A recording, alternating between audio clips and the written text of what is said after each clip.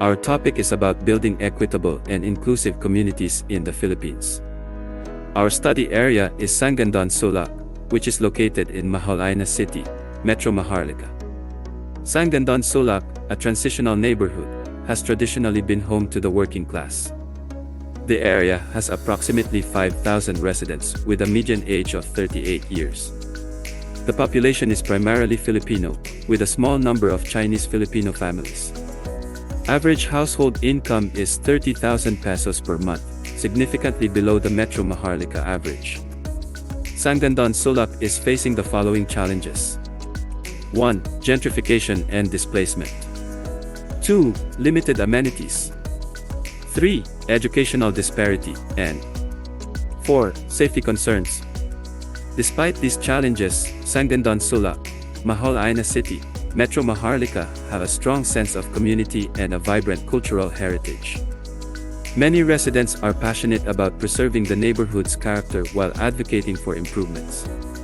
To gain a deeper understanding of our scenario, we conducted a virtual workshop and came up with the following set of activities.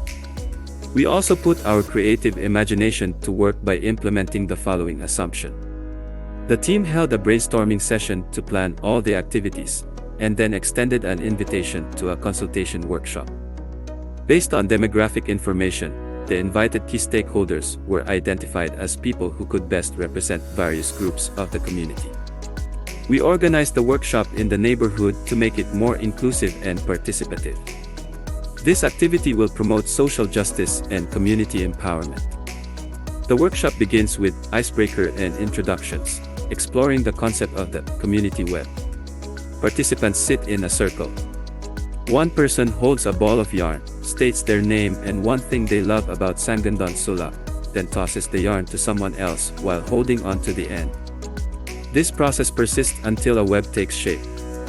The goal is to create a web of love for Sangandaan Sulak, symbolizing the establishment of connections and highlighting the community's strengths, enabling them to realize their desired future in 5 or 10 years. After that, we proceed to the next activity of the workshop, which is understanding the community challenges. The team assists in the process of neighborhood mapping. Here, the team uses Participatory Geographic Information System or GIS, for which we provided large satellite maps of Sangandaan Sulak that simultaneously encoded the identified challenges in the GIS software for 3D visualization. Participants marked areas facing challenges like gentrification, limited amenities, educational disparity, and safety concerns. Then we help them visualize and identify key spatial issues in the neighborhood. Then we guide them into group discussions, like in a coffee shop that we called Community Cafe. We set up tables with different topics, example, gentrification, amenities, education, safety. Participants rotate between tables, discussing each topic and writing down ideas and solutions. The goal is to facilitate in-depth discussions and gather diverse perspectives. After that, based on their inputs, we assisted them with community visioning. We provided future vision boards with materials like magazines, scissors, glue, and large boards. Participants created vision boards that represented their ideal future for Sangandaan Sulak, based on what they wanted to picture or visualize, as visual aids are often more persuasive and engaging than written text. The aim is to foster innovative thinking and foster a shared vision for the community, which we will subsequently articulate in written form. Through the use of visual aids, the participants were able to formulate their own vision for Sangandaan Sulak.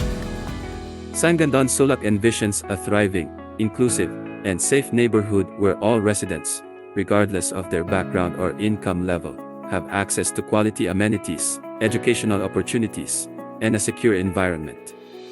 This community is committed to preserving its cultural heritage while embracing sustainable development and equitable growth.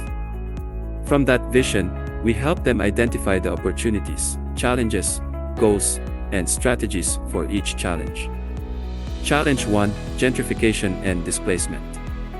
In our workshop, we conducted role-playing scenarios to enhance understanding and empathy.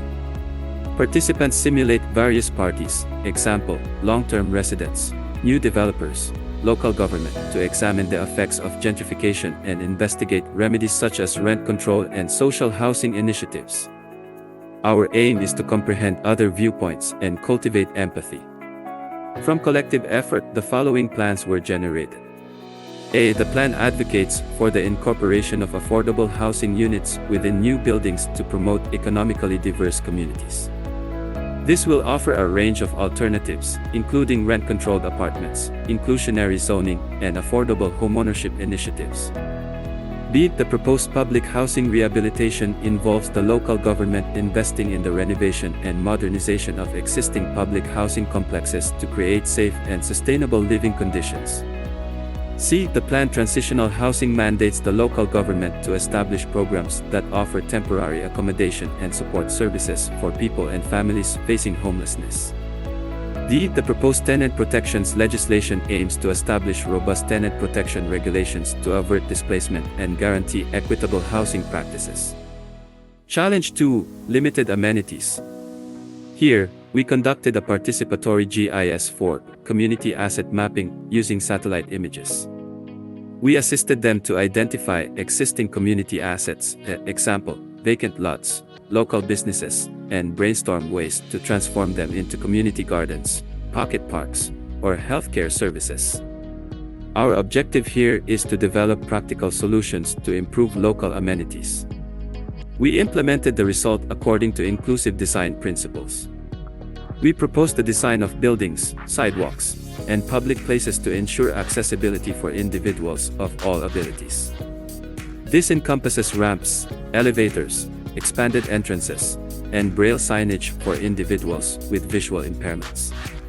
Proposals advocate for the construction of spaces that cater to diverse age demographics, including playgrounds with inclusive equipment for children and senior centers with accessible facilities within designated open areas. The concept also featured the incorporation of design elements that reflect the community's varied ethnic heritage. Moreover, it is imperative to plant trees to mitigate noise pollution, as trees function as sound barriers and incorporate soothing design aspects to create environments that are accommodating for those with sensory sensitivities. Furthermore, the local government should invest or encourage investors to improve public transportation services in underserved areas to ensure everyone has access to jobs, education, and essential services. Challenge 3. Educational disparity. We help them develop an education improvement plan. In small groups, participants brainstorm solutions like advocating for increased funding, organizing volunteer tutoring programs, or creating after-school enrichment programs. The objective here is to develop actionable plans to improve educational outcomes. Each group formulated comprehensive, implementable strategies to tackle educational inequities within their areas.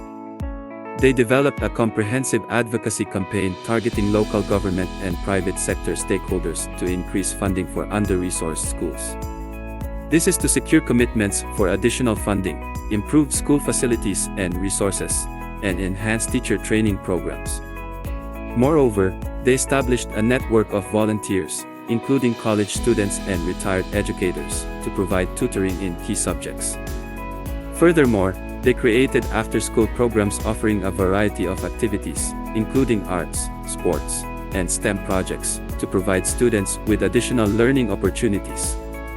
Ideas generated: partnering with local businesses for sponsorships, organizing fundraising events and campaigns, lobbying local government officials for budget increases, creating a volunteer recruitment drive, partnering with universities for student volunteers, developing a training program for volunteer tutors, collaborating with local community centers and libraries, incorporating technology and online resources, offering workshops led by professionals in various fields.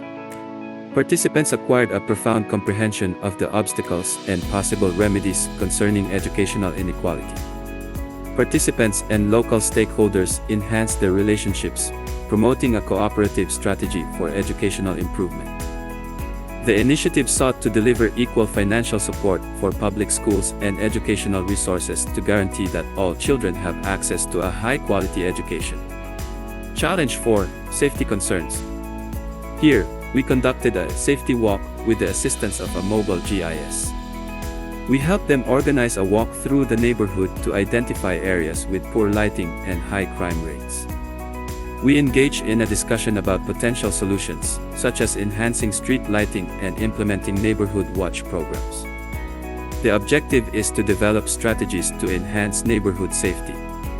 The output was amazing, and it will help them guide the implementation of the safety improvement plan and ensure that the solutions are both practical and impactful. Ideas generated: partnering with local businesses to sponsor street lights, applying for grants to fund lighting projects, organizing community events to raise awareness and funds, recruiting volunteers from the community, providing training sessions for neighborhood watch members, utilizing social media and messaging apps for quick communication. Each group developed detailed, actionable plans to address safety concerns in their neighborhoods. Participants gained a deeper understanding of the safety issues and potential solutions, particularly activities for the youth to avoid gang problems. The program strengthened connections between participants and local stakeholders, fostering a collaborative approach to enhance neighborhood safety. After addressing all the challenges, we helped them formulate the programs, projects, activities, and budgeting for each challenge. Of course, we needed feedback and reflection, not only on how we conducted the workshop but to address issues related to the topic. We created a community feedback wall. We set up a wall where participants can post sticky notes with their feedback, reflections, and ideas throughout the workshop. In this area, we collected feedback and ensured the workshop process was continuously improved. Lastly, at the end of the workshop, we conducted closing and commitments. We conducted Commitment Circle. The participants gather in a circle and share one action they intend to take to improve Sangguniang Sulak. The objective is to foster a sense of accountability and commitment to community action. Thank you.